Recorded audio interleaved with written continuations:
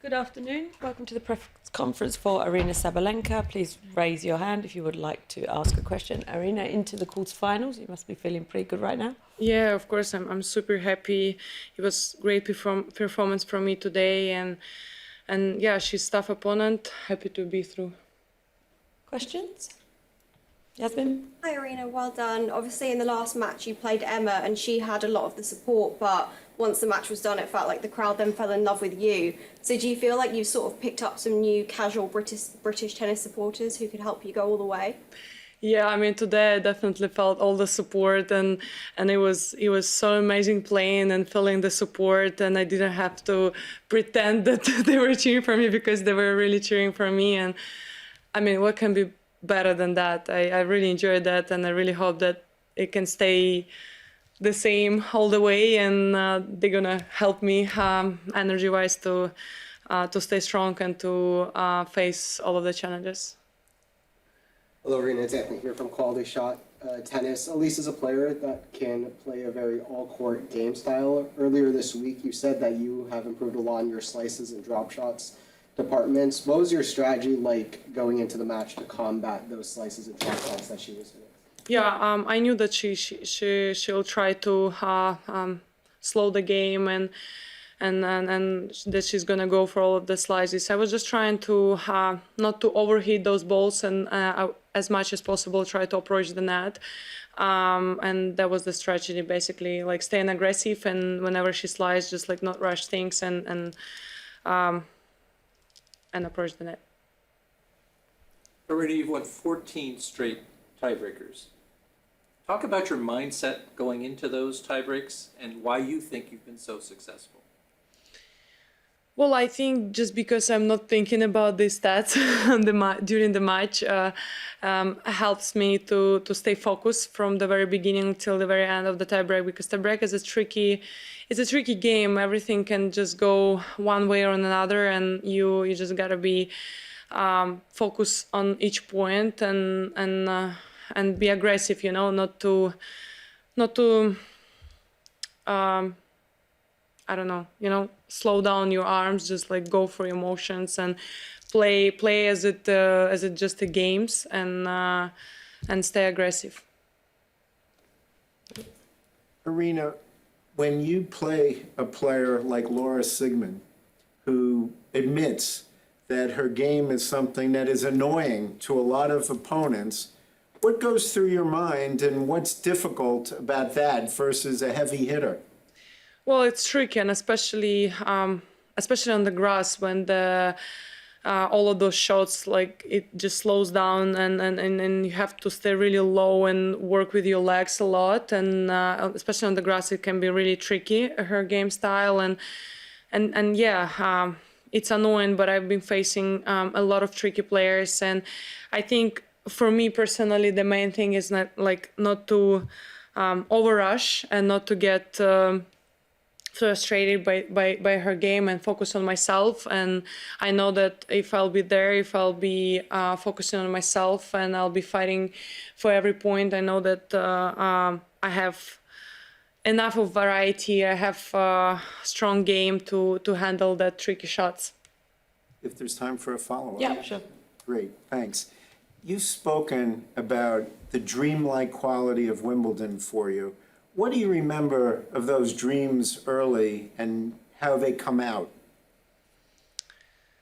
I mean, I think we all dream the same, holding that trophy, like that winning moment, and yeah, it's always been my dream. I mean, I haven't achieved it yet, so I had a lot of disappointments here. So I really hope that one day I can experience that, and we can talk about if it's the same as a dream. Yeah. Congratulations. Thank you. We have seen that you are improving your game and working on slices and drop shots.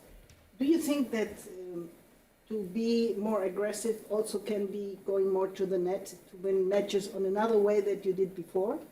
Yeah, that's something that we are trying to work on, and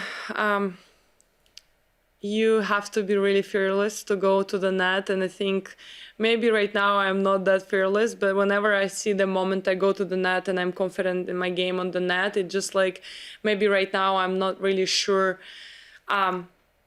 how to approach the net. For example, I would love to do a lot of serve and volleys, especially with my serve. I feel like sometimes I'm just like waiting too long instead of just like coming to the net and finish the point a bit earlier. But that's something we're working on, and I really hope that one day I can bring it on court. Thank you. Aryna, you've had to, this has been a tough, round by round, this has been a tough major for you. You fought really hard in each of your matches. What quality do you feel like you're really tapping into to get this far? Because sometimes you don't have this challenging of matches at a major, especially. I mean, I think like Roland Garros was also quite challenging, and I love these challenges. And I think every time you go through these tough matches, you kind of like bring your game to the next level, and it helps to improve your game as well. So I feel like with every match I'm playing here, I'm getting better and better mentally and also physically. So I love these tough challenges, and I only hope to get better and better in each round. Anything new out in you, these challenges? Well, maybe like game-wise, you mean? Maybe sometimes not like sometimes. Maybe it's forced me to go to the net a bit more often than I usually do on clay or on hard. Hey, Aryna. Congrats. You spoke about Laura already, but I have one more question. Because you spoke about the game, but she told us she knows that she annoys her opponents with her habits. How do you handle that? Well, I'll just show her that she doesn't annoy me.